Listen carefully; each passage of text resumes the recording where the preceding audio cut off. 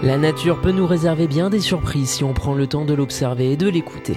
On peut alors apprendre à reconnaître les oiseaux par leur chant, à identifier les différentes espèces, à observer leur évolution sur le territoire corrézien.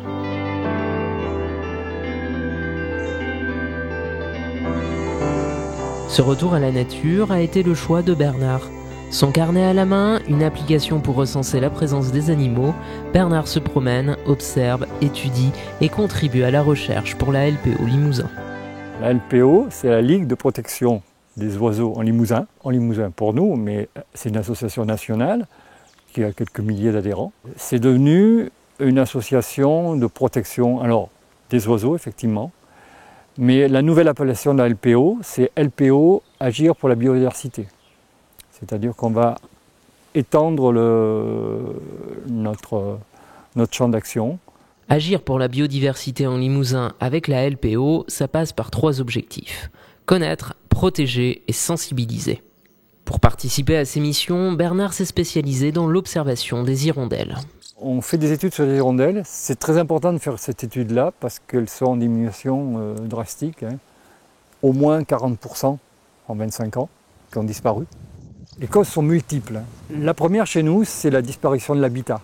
Une grange qui est retapée, où on met un crépi bien lisse, ils ne pourront pas planter leur nid là-haut.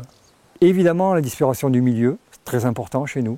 Les haies. Les haies, pourquoi les haies? Parce que dans les haies, il y a aussi des insectes.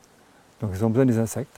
Des insectes qui sont moins présents par manque d'habitat, mais qui sont aussi affectés par les pesticides.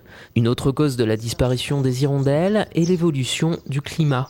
Cet oiseau migre jusqu'en Afrique du Sud, et avec l'assèchement des oasis, de nombreuses hirondelles ne survivent pas à la traversée du désert.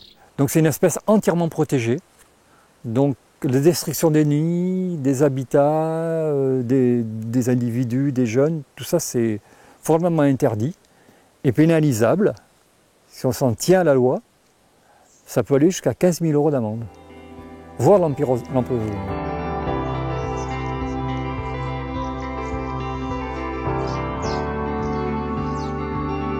Les hirondelles, lorsqu'elles arrivent sur un lieu, il leur faut un endroit suffisamment abrité, sous un toit, c'est parfait.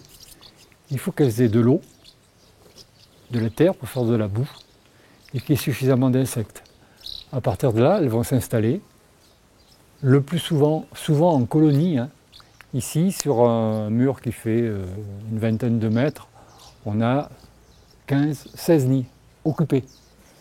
Alors le nid, c'est un mélange de terre, de salive et de radicelles, de petits végétaux.